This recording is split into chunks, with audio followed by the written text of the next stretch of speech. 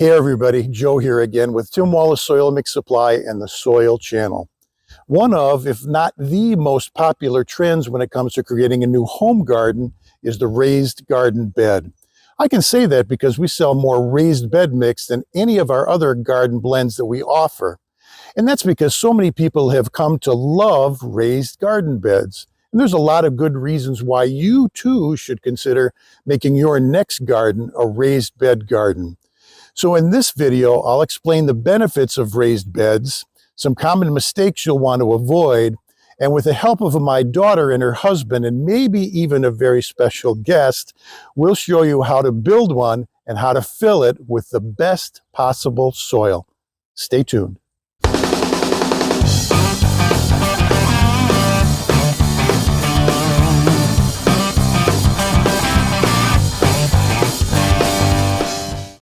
So I'm here with my daughter Christy and her husband David, and this is their raised bed that they're going to fill up pretty soon and start growing their own vegetables.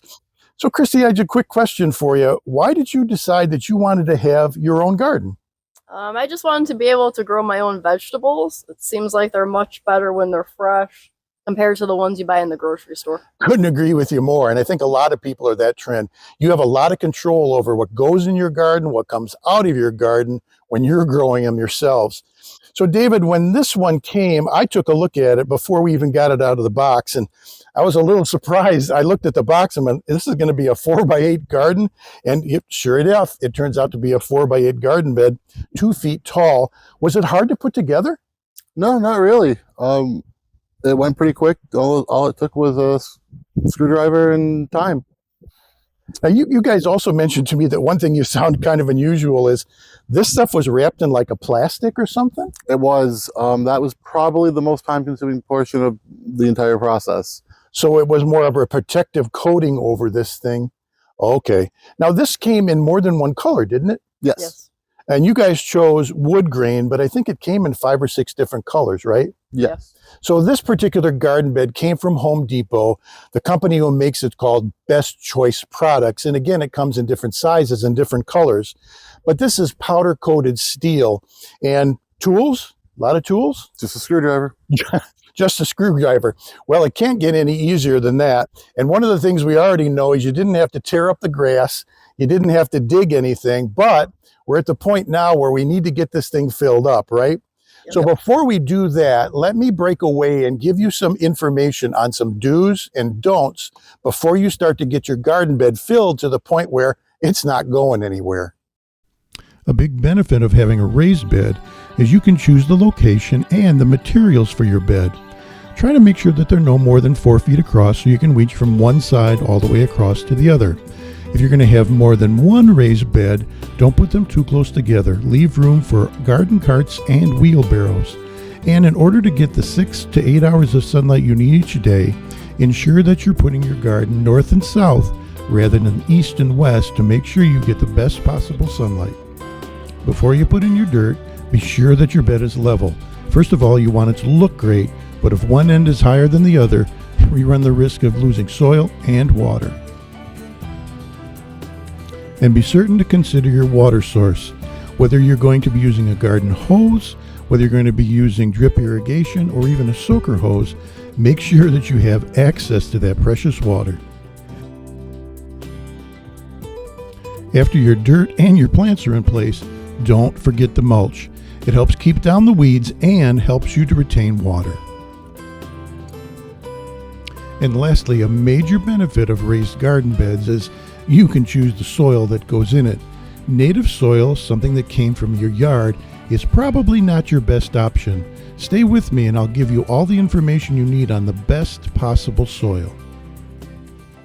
So as you can see, the bottom of this garden bed is empty. It's called a no-dig garden bed. I love that for a number of different reasons. First of all, there's no heavy lifting, no digging that you have to do. But it does mean that we do have to do something with the soil that is here right now.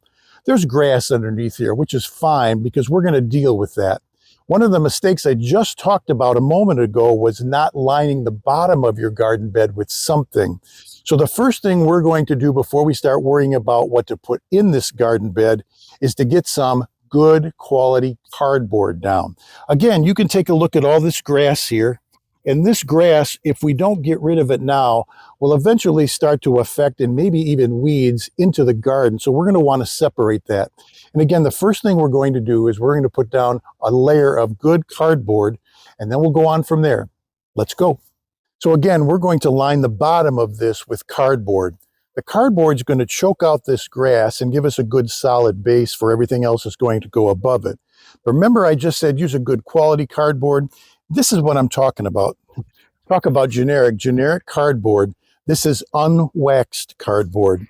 Cardboard that looks like this with all the fancy printing on it, this is waxed cardboard. This is not what we want to use in here, because we're going to soak this cardboard in water to the point where it's going to start to deteriorate. It's going to choke the grass out.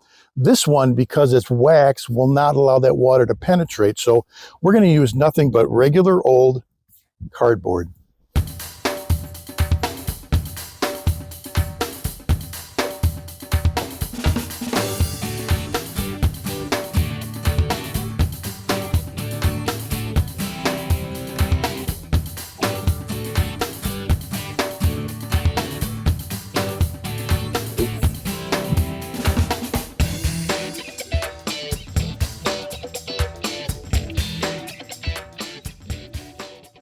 David's got the cardboard in, which is great. The next thing we're going to need to do is we need to get this landscape fabric down.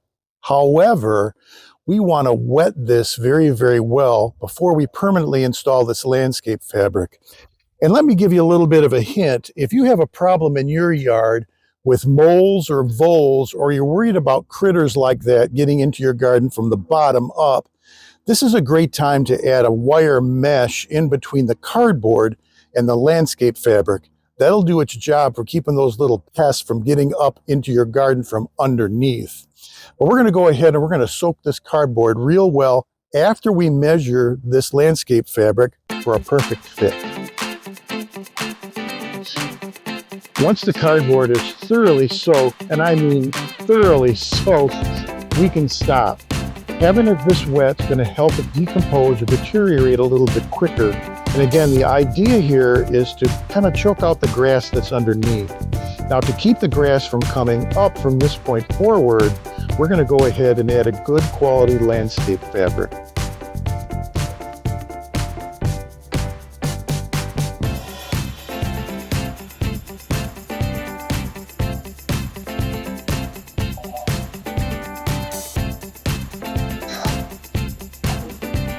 Great.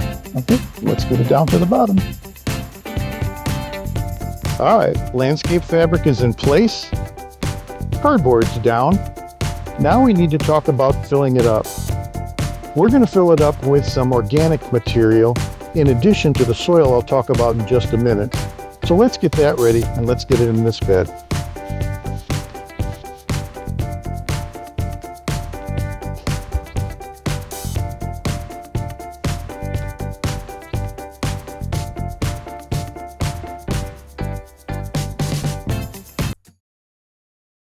Adding organic matter at the bottom of your garden bed's a great idea. This is going to help keep everything in place as far as the fabric and the cardboard goes. But also, as this decomposes down, it'll add even more organic material to our garden bed. One thing I do want to say is avoid rocks at the bottom of your garden bed. First of all, it'll mess with the pH a little bit, maybe not much, but it will. And the second problem is eventually those rocks at the bottom of the bed mysteriously make their way up into your planting area and they become a nuisance. So the best thing to do is something like these old logs would work fine. If you have a compost pile, boy, that would be absolutely great. If not, if you've got landscape clippings, grass clippings, shredded leaves, twigs, sticks, you can use them as well at the bottom. But it's a great idea to line this before you put your soil in. For a raised bed vegetable garden, the perfect soil blend for optimal plant health and growth is made up of 50% topsoil, 25% coarse sand, and 25% organic compost. And this is exactly what you'll get with Tim's raised bed mix. This mix strikes the ideal balance of texture, drainage, and nutrient content. Using 50% topsoil provides the right amount of body and depth for proper root development. 25% coarse sand is the perfect balance of moisture control and workability. And organic compost provides the necessary nutrients that topsoil alone simply cannot provide. And remember, all of Tim's specialty soil blends are blended, not mixed, using our 3-step process to ensure a uniform and easy to work with product.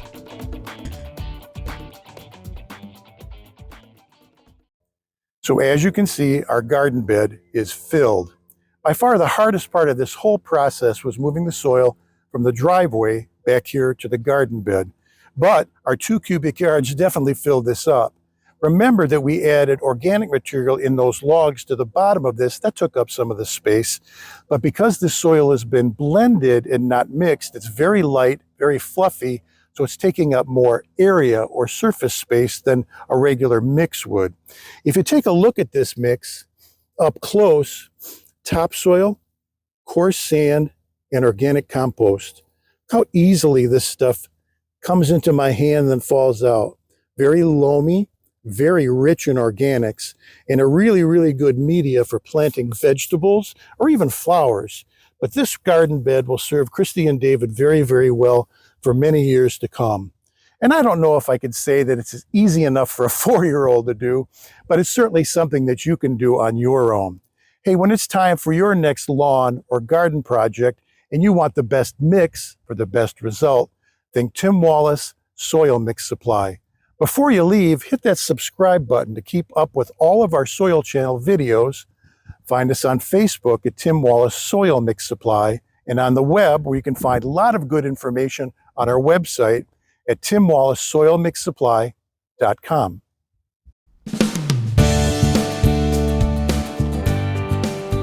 On the website, you're able to see all the different soil blends we have for the lawn, the garden, planting areas, and even golf courses. Also, you'll be able to see what component products we put into each mix, information about those products, and the ratios of every one of our mixes. Under About Us, be sure to check out our blog posts. Great information about caring for the lawn and the garden.